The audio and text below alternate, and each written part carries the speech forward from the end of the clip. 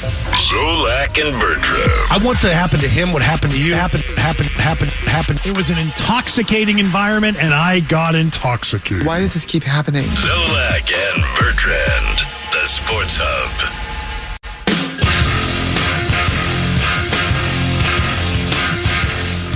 And the first one from the righty. Swing, a little looper into right field. Coming on Martin. He will make the catch. And that's the ball game.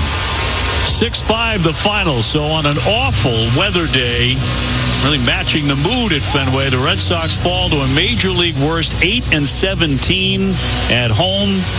And any perceived momentum from that last road trip washed away in a 3-game sweep by Minnesota. Yeah, tough weekend here. You get swept by the Twins at home, coming back, trying to play better baseball here. All right, welcome in. Zolak and Bertrand, Mark Dondero, Andrew Callahan in here on a Memorial Day. AC, how are you? We were trying to figure this out if we had done only holiday shows together. I feel like I see you more than my own family when I should be outside by a grill, inside celebrating, giving hugs, and instead we're just staring at each other here for 4 hours. But look, it's gone well so far. And do you say Happy Memorial Day? No. There's an inherent contradiction in here, right? Yeah. I'm actually uncomfortable by the whole premise. I don't know exactly how to portray my feelings on Memorial Day, so I'm just going to say this. Thank you for your service, and I think it's an appropriate time to reiterate, Veterans Day, we do it then, but I will just reiterate how in awe I am of people that serve, and especially people in the military that, you see these videos. I always like to watch the videos of them coming home and surprising people, but the videos, I don't know if there's videos, I'm sure I've seen them, where they have to say goodbye to people, family members, children, little kids, and they go off to serve the country legitimately not knowing if they'll come home. I mean, that's an incredible sacrifice and service, and I'm just in awe by the people that can do that. And then you think of your own life and how you leave for work, and, it's tough to say goodbye to your kids in any capacity or whatever. If you have kids, you know what I'm saying. These people leave their families and don't know if they're going to come home in some instances, if they're going, overseas or to a war, God forbid. I mean, it's just an amazing sacrifice. So I just want to say thank you to all those that have served and who have given the ultimate sacrifice for their country. I'm going to co-sign on that in appreciation of that service. I'm also going to say I thought starting with the 2026 Red Sox was bleak, and then you take us down that road in the first couple of minutes. So, look, the Red Sox are 22-30. Yeah. And before they lost yesterday and got swept by the Twins, we had 2 stories come out Saturday, one of which was news. This was from Jen McCaffrey of The Athletic. Quote, according to a league source, Boston's front office has been making calls and canvassing the league to see what might be available. Okay, that's their job. Nothing new there.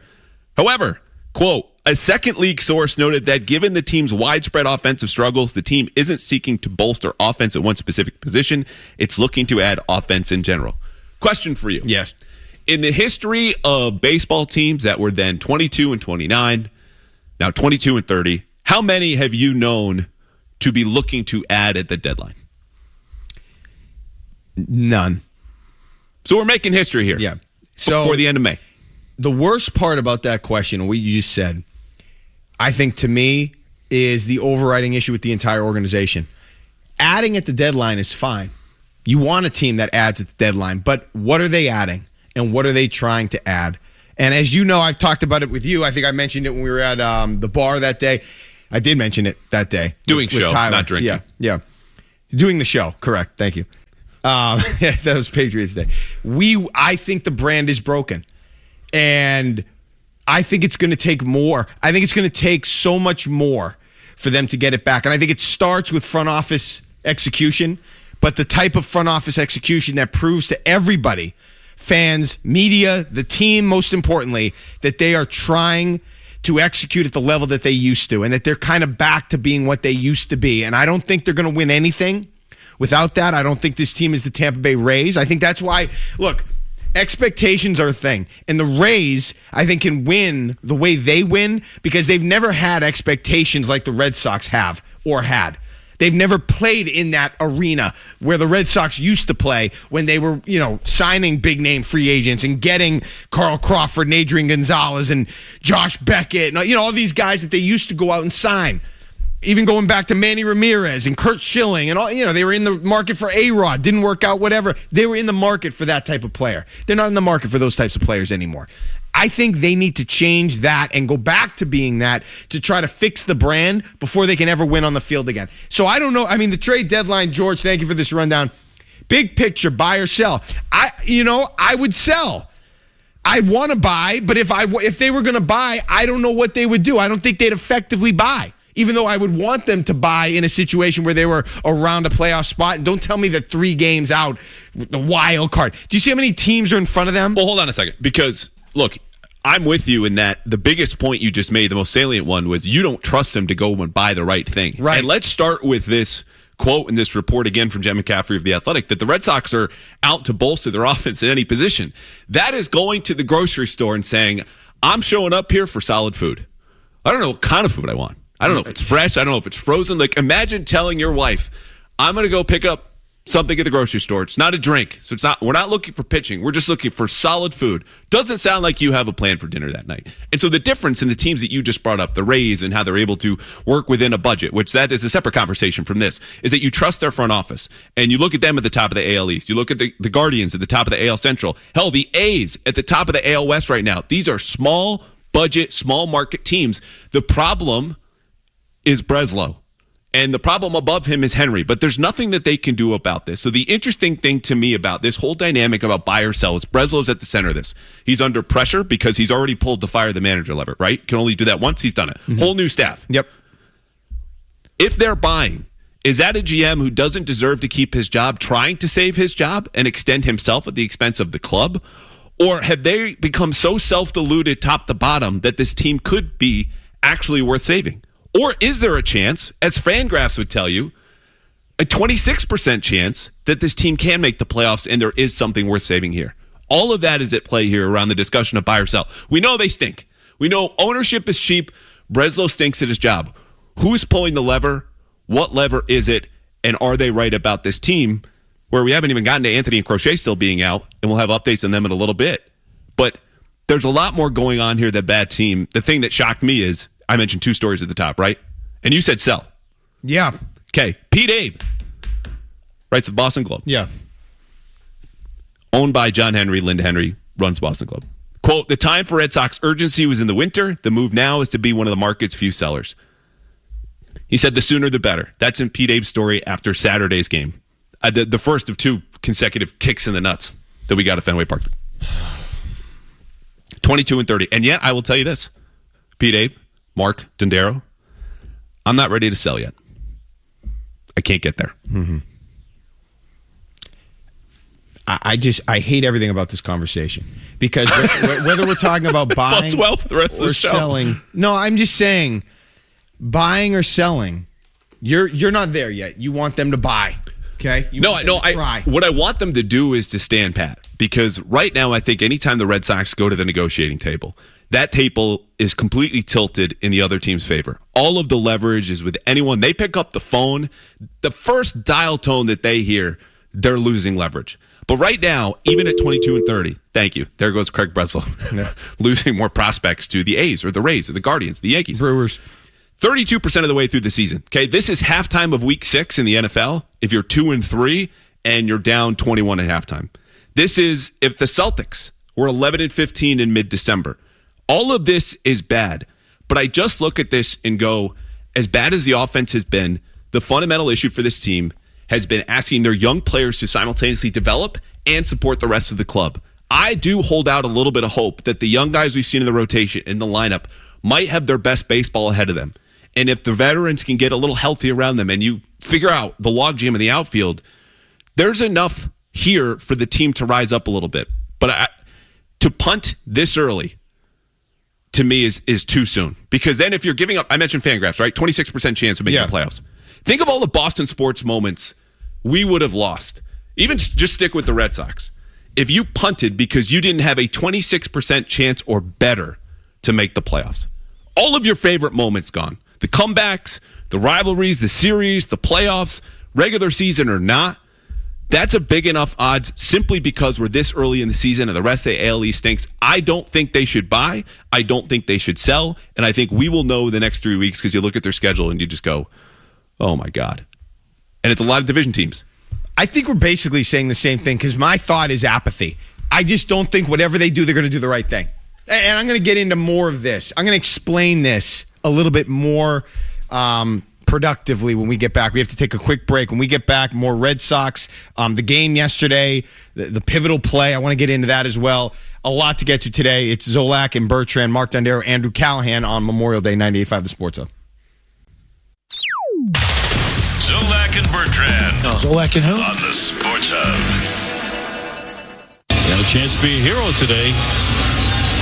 And the first one to him.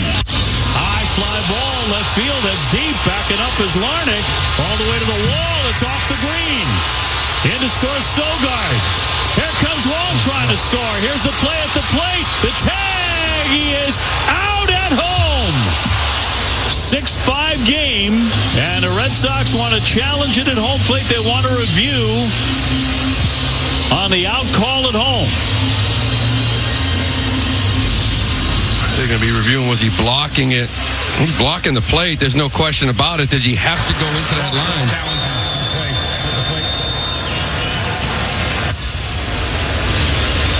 It's an aggressive send there by Epperson. He had one out. Duran's on deck, coming off that wall. It's a wet baseball, but a really impressive throw from the shortstop to get it even close. The tag definitely got him. So this is about blocking the plate. Yeah, this is about where the catcher is. And here it is. After review, there was no violation on blocking of the plate. And the call is confirmed. The runner is out. All right, so that was a pivotal moment in the Red Sox game as they got swept by the Twins. Just to finish up what we were saying, Andrew, in the last segment there. I hear what you're telling me, and the reason I hate the conversation, I'm trying to explain it the right way. I think the problem is if you're going to add talent at any point, trade deadline, off season, all of the above, the challenge for the Red Sox right now, and for me specifically looking at the Red Sox, is asking the question, are they one? Or do they know what they need to do?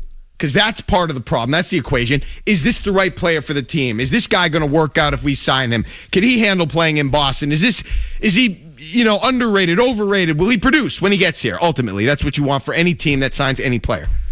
So that's number one, identifying the right players to sign. Number two is, do they want to sign the right player? Do they want to even do that? Do they know what they need to do, just refuse? Or do they not know what they need to do in association with not being willing to do everything and anything to win? So when you combine those two questions, it just becomes exhausting, and that's why I feel apathy. Whatever, sell, because even if you sell, you're probably not going to... What do they sell? What are they going to get if they sell? They sell, and then that leads to what? A higher draft pick? Or they're going to have more money? They're going to get some money off the books, so they'll have more money to go sign that big free agent? No, they're not going to do that. They don't want to do that. So I don't know, sell. If they go buy, well, what does that mean? You're going to go buy a big game-changing player? Probably not. You'll go get a guy I've never heard of, don't care about. He's a 4A player, and it just kind of checks a box. It's a nothing burger no matter which way they go. That's the way I see it. You're hurt. Yes. That's what I hear. Yeah. This is like a long-term relationship coming to a breakup, and you're going, I don't know if I see a future with you. I don't even know if there's a future. You would know how to steer into the right job or uphold the marriage. I don't blame you for feeling this hurt. This is the one team in town that I still hold close to, because otherwise in this seat, I'm doing Tuesdays with Touchers and Hardy, and it's analysis, and it's news, and it's reporting, and X's and O's, and we have some fun and play Two Stats and a Lie. But the point is, this is the space in the team I allow myself to be a maniac. But the two things I heard underneath the hurt from you are, number one, can they just identify talent?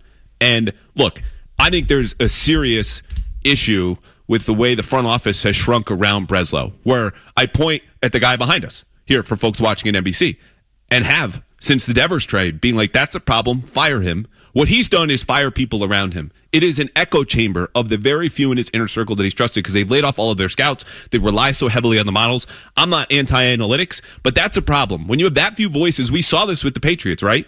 It was Belichick and anyone who would tell him yes. That became an issue. Okay, so number 2 is, then you're asking, are they willing and able to go do whatever you need to do to start winning? You get into some budget conversations. Winning? Yeah, there it is. The Twins just swept you with a payroll that was $90 million less.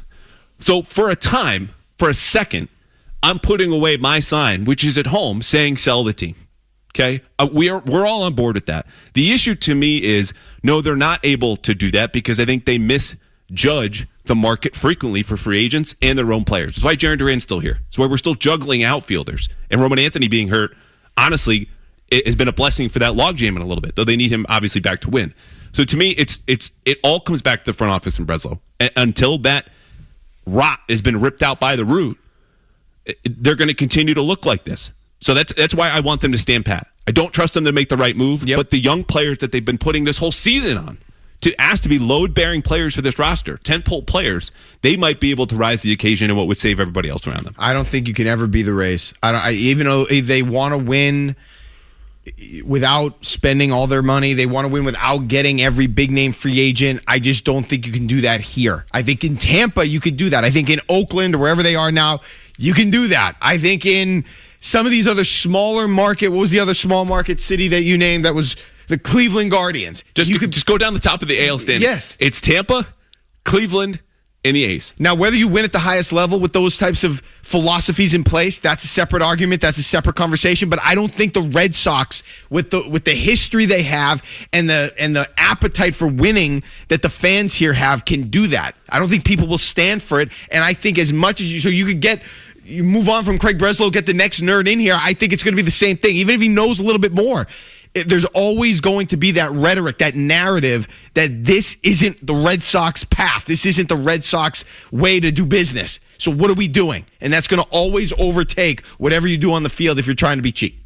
Yeah, I mean, look, Breslow was not among their top choices because people didn't want to come to Boston to be a GM. And that was that's an issue that's, again, goes back to ownership, as a lot of things do here. But I think we just have to contain a weekend sweep at Fenway to a weekend sweep at Fenway. And the issue now is let's look ahead the schedule. Atlanta comes in for a 3-game set. Chris Sale, Spencer Strider, and you've got Bryce Elder. You go to Cleveland. The Orioles come here. You go to the Yankees. Then you're at the Rays. At the end of that Rays series, June 10th, I think that is when you make the decision of buy or sell. Because there is a world in which you kind of tread water, and that's probably not good enough. There's a world in which you surprise. Then you have the Rangers and the Blue Jays at home, and that brings you to June 18th.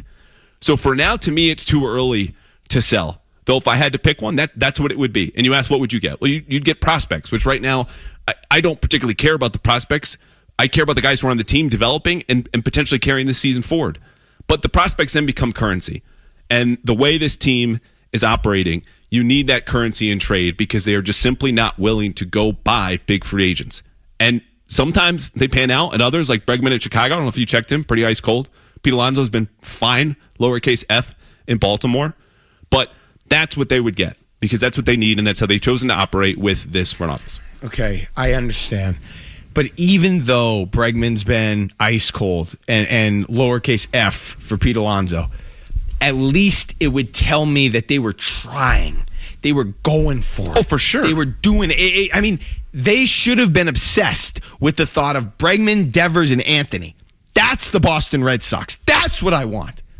And then if it doesn't work out and Bregman's ice cold, or Devers becomes a little bleep or whatever it is, fine.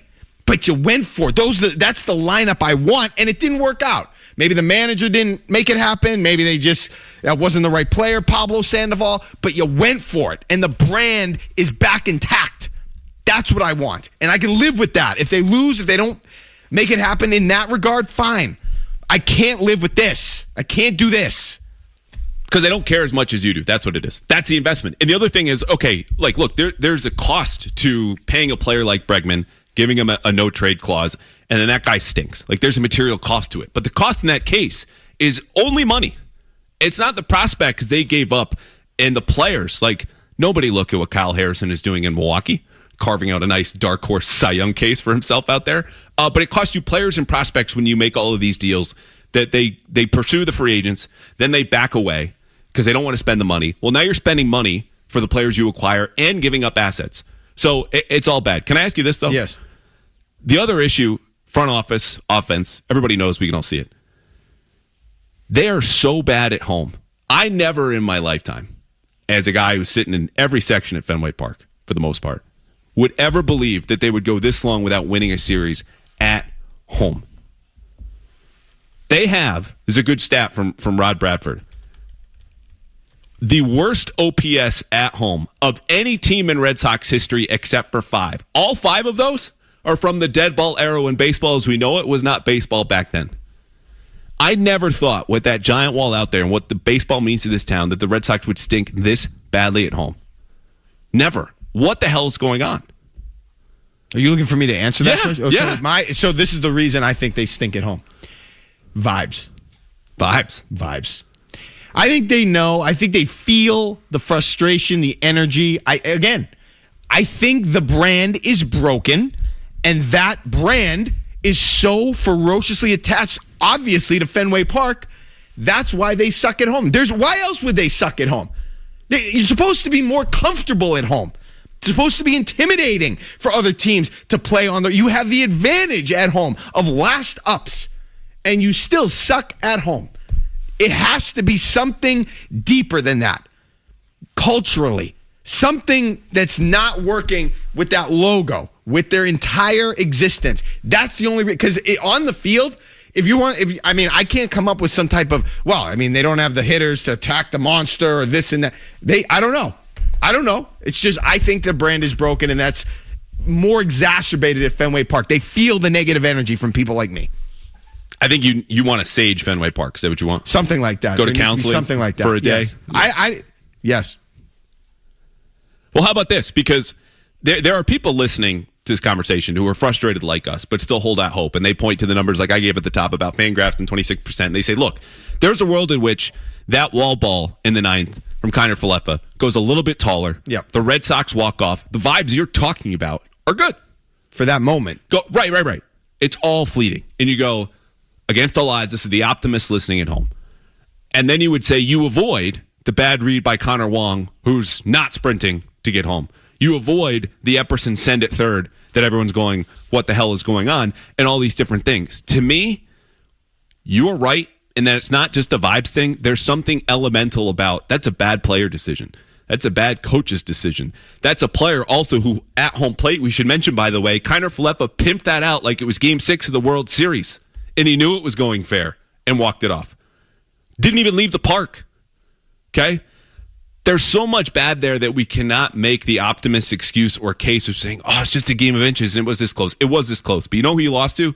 The Minnesota Twins, who have half the payroll, a better record, and are fighting for the same spaces, and they just came into your house and swept you. 617-779-0985. We're going to get a quick headlines. We're coming back, and then we're taking your calls. Mark Dondero, Andrew Callahan here on Zolak and Bertrand, 98.5 The Sports Hub. Nothing happens in Boston sports What's he doing? you won't find out about here. Blowing on the nozzle. Zolak and Bertrand. Thought it was clogged. 98.5 The Sports Hub. I understand the sentiment, soaking wet, raining, pouring, balls wet, and then it's going to skip on the throw.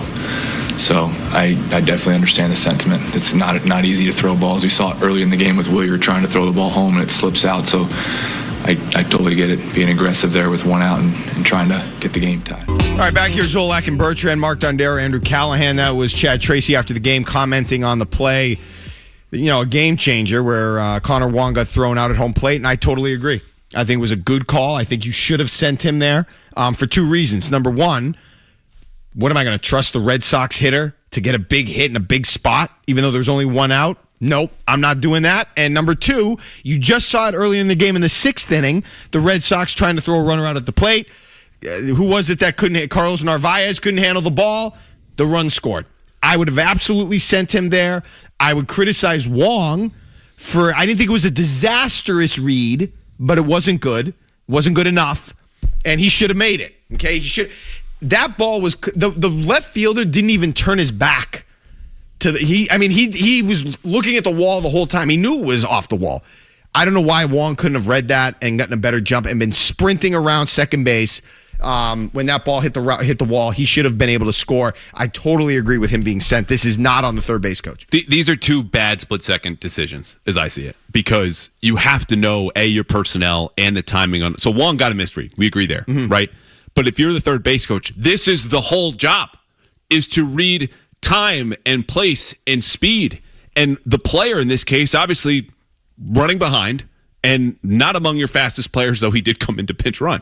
Point is, Epperson should have realized, and I think what instead happened was he projected where Wong should have been based on where that ball was. But you have to see the player and understand his skill set in that split-second moment, because that's the whole job, is to make those decisions then. He should have seen that Wong was behind, would not have made it around home, and not sent him, because everything else about that play was ordinary enough where it wasn't like it was a perfect throw that got him at home. He was just dead to rights. So I think you put blame on both of them. And that speaks again to the stuff we were talking about earlier. Like, there's an elemental thing about this team that is just off. And we spend all the time at ownership and front office, but it does trickle down. The people on the field, third base coaches included, are the ones that are playing the game.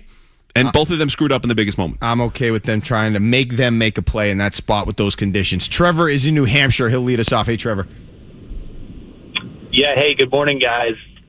A couple what I feel like seam heads like you guys, do you want to tune in to watch this team? Because I can't remember a year where we've had a less exciting team to watch. And, I think what it comes down to is all the problems is that this team is not championship driven. Not anymore. Because the way that they've managed their assets and have not capitalized on an asset over the last 6 or 8 years, you can go as far back as Mookie. I just don't see a world where at one time we had Mookie Betts, Xander Bogaerts, Rafael Devers, Chris Sales. They're all out the door, and what do you have to show for it? And it should have never gotten to the point where they were going to leave and you got nothing for them. And the same thing is with Duran right now. At one point, he had value. He doesn't have value now. And it's hard to tune in, support, or even watch this team when you have literally no idea what they're trying to do. There was a moment in the broadcast. First of all, good call, Trevor, and I agree. Look, it's like reflex. These are the soundtracks of my summer. Background, or it's a main event on TV on a Tuesday, Wednesday. What else am I doing? I'm watching the Sox. It's my team. It's always been my team. There was a moment, Wilyer Abreu and Wilson Contreras didn't go back-to-back. I think Abreu had a double, and then I think Contreras went yard. And Lou Merloni on the broadcast sounded almost post-coital. He was just like, oh, thank God. This is what I've been waiting for. Red Sox hitters to use the Green Monster to their advantage. And the middle of their order hitting like they're middle of the order hitters. And that, I think, is what Trevor's speaking to. Like, just a team that does the minimum for what they should, especially at the plate, where we all know the biggest struggles have been. But to do it in a way that also says this is the Red Sox, stuff you're getting to. Like, at least the bad teams in the past did hit better than this. And you're just not getting that. So the entertainment value that Trevor's missing, like, look, everyone loves a strikeout with runners to second and third and high leverage, full count, whatever. Everyone loves a home run a little bit more than that. We saw what worked. We know what works. It's still working because the Dodgers have won back-to-back championships. The Red Sox, I'm not even saying you have to spend like them, but you could be what the Yankees have always been. I miss, I have the most respect for posthumously? George Steinbrenner. I miss George Steinbrenner. That was a man that I'd want leading my team now that I sit here where I sit. That guy never let up. Even during 2001 through 2009, before they won in 2009, they kept going for it. Never worked out because they couldn't quite get those pieces right. Maybe that's where analytics could have come into play. How can I tweak this roster to make it to the point where we can win the World Series? But they always kept trying, kept signing, kept adding, kept going. I mean, this team doesn't do that. And we're not stupid. So we look at that and say, well, what's wrong here? Oh, Tampa, Oakland, they never win. RJ's on Cape Cod. Hey, RJ. Hey, guys. So I'm going to say this, and please let me explain. It's very simple why the Red Sox aren't good at home, and it's because they don't do the best that they can do. Let me explain. Okay. When you try to act like the A's, when you try to act like the A's and the Rays, and you have more in your arsenal, then that's not doing as best as you can do. And that's going to offer up poor results. These teams that are poor and do the money ball and all that do it because it's the best that they can do, and that's why it works for them. I've been pounding the table about this for years. There's a human element to it, too. This Twins team is a perfect example. Who do you think they get a little bit more juiced up to go into? An empty Rays stadium who's got the money ball thing going down and all that? Or they go into Fenway Park in Boston, a weekend series? The phone got a little choppy there. But it's a good call. I understand the point, and he's right. That's exactly what I was getting at. Tampa, those types of teams, they're doing the best they can do with their situation. The Red Sox have other options, okay, but they just don't want to use them. And that's going to create, if Victor Wembanyama wanted to be a first-grade teacher, that's admirable. But it would also be a little bit awkward because he's 7'4" and elite in basketball. You know what I'm saying? So you have these other options available to you that I think some people in his family, I don't want to speak for his family, would express a little bit of concern or a question. I think the Wembanyamas are okay if you want to speak for them. Okay. I think they're good. Go I'm ahead. just saying, if you have that type of skill, you probably say, hey, it's great you want to be a teacher, but you could be in the NBA and dominate. So I don't know, maybe you want to think a little bit harder, do it that way for a little bit. And then, I don't know, like the Red Sox have the ability to do more than they're doing. Why not fulfill that potential? So, first of all, I want to spend a whole segment on Mr. W being 7'4". And there's a children's book about Victor, big friendly giant, the substitute, speaking as a former substitute teacher myself. But look, I think to categorize this as the team that is kind of hoarding money, as we could all see John Henry, Scrooge McDuck sitting on a big pile of gold coins, misses the point that when they do make big investments, sometimes they miss. And what the Rays can't do is make big investments and miss, because that's their whole payroll. So, look, the point about them making the best of their situation, great, good for them. I'm sick of hearing about the Rays. I want the Red Sox to make smart decisions and then use their margin for error to work around those bad decisions when they miss on a guy like Trevor Story, who's absolutely been a miss. Okay? And that's what it is. So there's both a refusal to use all of the resources, which you guys are complaining about, and I think also the fact that the decisions that they've made and the investments that they've made have been bad ones. You look at the highest paid players in this roster. One of them pitched yesterday for 4 innings, highest salary right now this year, and then the next guy is Masataka Yoshida, who can't even play every day.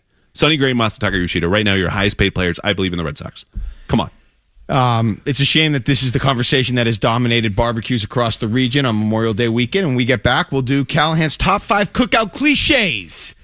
Yeah, Memorial baby. Day weekend. Mark Dondero, Andrew Callahan here on Zolak and Bertrand, 98.5 The Sports Hub.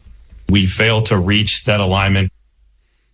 We're back with more Zolak and Bertrand on the Sports Hub. All right, back here on Zolak and Bertrand, Memorial Day weekend, and it is that time for Andrew Callahan to hit us with his top 5 cookout cliches that you might experience on a weekend like this. Andrew. Yeah, first of all, we said it earlier in the show. Do you say Happy Memorial Day? Well, if you do, a Happy Memorial Day to you. Hope everyone's dry out there. You can have a barbecue. You can have a cookout, some friends over, stuff them on the grill. You walk in, you walk out. Hopefully at the end you go, that was a nice time. Before you do that, though, I can guarantee there are 5 things that you are going to see at this cookout. Leading off, number 5. What we need is a few good taters. Potato salad. Somebody brings it. Nobody eats it. It's there. It gets a little too warm. And then the person hosting the cookout has to throw it out. Ladies and gentlemen, potato salad. Well said. I don't think I've ever eaten potato salad in my life. It's something that actually, now that you brought it up, you see it and you're immediately brought down. I don't know what I want to do with this. I don't know why you think I'd want this. Thanks for bringing something. No. I agree as well. It's also one of those things that's an acquired taste kind of a thing. So I'm out on potato salad, especially if you're bringing that to a cookout barbecue. It's just like what you have some gall, some audacity to go ahead and pull that off. But it's there. It's always there. Number 4, guy who brings imported beer. Imported beer. Hey, Mr. Peterson, can I pour you a beer? I'm okay, Woody, but be sure to stop me at 1. This is from Germany. Oh, this is from Belgium. Oh, I just picked this up at the store the other day, took a look and said, I'll bring it for the cookout. There's a good chance that guy's lying because it was gifted to him, and now he is passing it on to you if you happen to be hosting. And look, I'm a beer guy. Yeah. I would love to have a sip of this, or your Marson, your Callah beer, whatever. But he always brags a little bit too much about the imported beer. Guy who brings imported beer to the Cookout. Out, a-hole. I mean, I don't want imported beer on Memorial Day weekend. I want American beer, and I don't want that. I think they're all kind of friends. I've just turned 40, but once we hit kind of the high 20s or in the 30s, you got that one friend that's just into the IPAs, things like that. Just got out of that phase. Just specialty beers. Yeah, I was just going to say, it's good to be out. I feel like I have a few friends that were in it and now are no longer in it. One of them doesn't even drink. Yeah. So then you get to be bourbon guy, and that's where I'm at right now. Yes. Though that bubble is bursting. Scotch. Yeah. Okay. Number 3, quote. Feel that, buddy? How about this weather? So yesterday, someone's walking in being like, oh, how about this weather? Just rain, and it's wet, and it's damp, and it's cold. If you get a great day, someone's going, oh, how about this weather? Yeah. It's great. And if it's too hot, back to, how about this weather? But someone's walking in who's like friend of a friend, or you felt like you needed to invite them to neighbor. Weather, I've said, is the death of real conversation. But there's always someone going around, hey, how about this weather? Yep. I don't disagree with being the death of the conversation, but if you have really nice weather on Memorial Day and somebody wants to highlight that verbally, I'm for it. Okay? Speak it into existence. Speak about it.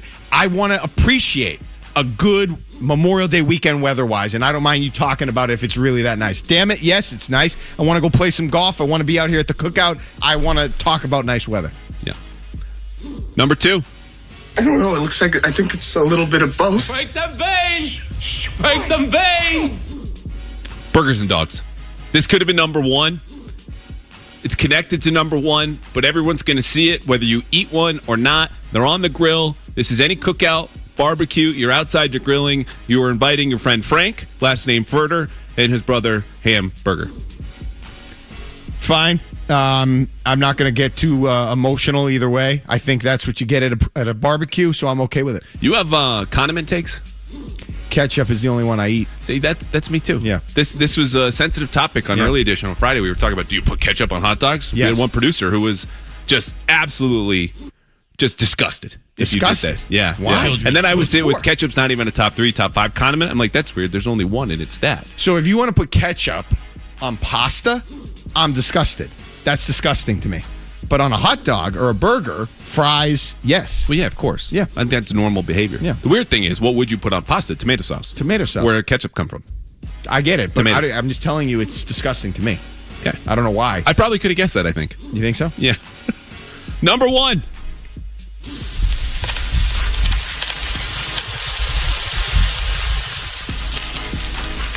The backseat grill master. You get a backseat driver. Oh, you want to get in the right-hand lane? Yeah. Stop sign coming up. Stop sign's coming up here. How about the guy probably has one of the imported beers in his hand? Ooh, that one at the back looks like you can flip him. Yeah, that one's ready. Give that one a little bit more time. The backseat grill master. You want to disinvite him right away, but he's there. He's there with the imported beer, the burgers and dogs, potato salad off in the corner. How about this weather? Just send the backseat grill master, be like, oh, could you go get me this? But, they're there. Look, I've done it. I'll also cop to this. I can't be, high atop my horse here looking down at all the cookouts. Been there. Enjoy them. I love a good cookout. But the backseat grill master, cliche number 1. All right. That's a great list. I keep thinking about the weather, though. The topic of conversation, and you said it's the death of all small talk. What I keep seeing these ads on Instagram about small talk and being better at small talk, and maybe they're targeting me for some reason. Is your wife sending you reels of like, Mark? What do you talk about though? Like, what's good small talk if you don't talk about work and the weather? And I'm not saying you should. I'm just asking. I'm asking. What's a dynamic thing to say? Dynamic thing to say? That could make you so interesting. Well, I mean, you also skipped an easy one. How about that game last night? Okay. Which is also, how about that game last night is really what we're doing for a living. So we can do that. Look, I just don't like commenting on, like, how about that red carpet that we're standing on? You know what I mean? Like, oh, that wallpaper's pretty blue. We can all experience the weather. We all feel the same sun. We all see the same clouds. We all, sense the same breeze, smell the same flowers. Are you good at small talk? Yeah. You are. Yeah. I feel like you'd be good at it. You're good at it. But there's small talk that's just like, I need to get through the next 5 minutes socially, right? Or there's, can I bring something more interesting to the table? And you could even go, you want to do small talk, like, oh, you going anywhere fun this summer? initiate some travel. Where you Open-ended been? question. Any Yeah. plans? Why don't you have plans? Well, we got to stay back, or so and so. Oh, we might do this. Oh, I've been there. Geography travels a little bit more my thing, but yeah. But look, you could put me at a table. I think you're like this way too because we talked about weddings. You could put me at a table anywhere at a wedding. I'm gonna get by just fine. So am I. The only problem with me is you probably could tell I sort of wear my emotions on my. So if I don't like you, if I think you're a loser or douche, you probably see it. You probably could tell. I just won't feel as engaged. Not good at faking it as much as I should be. So I think that hurts me sometimes. The energy. I mean, my wife has told me, "You look miserable." Like, well, I'm trying. So I think it's something I need to improve on. What knows? Are you a backseat grill master? No, not at all. No, we don't even have a grill anymore because we had mice. Whoa! Yeah, we had one. We used it, occasionally, not a ton. And then mice, they built a home in it. And we got rid of it. And now my in-laws, they have a place on Cape Cod. My wife's down there a lot. We never replaced it. So you just don't have a grill? We don't have a grill now. Now. Did you use it a lot before the mice kind of squatted? No. We didn't use it a couple times. Maybe twice a year. Yeah. Yeah. Weird. Yeah. Love my grill. I mean, I'm a homeowner for the first time, so I'm outdoors with that grill as often as I can. Okay. Which might wear off. Might have the honeymoon period, but I wish I used it more. Yeah. We just didn't, and then it got attacked. All right.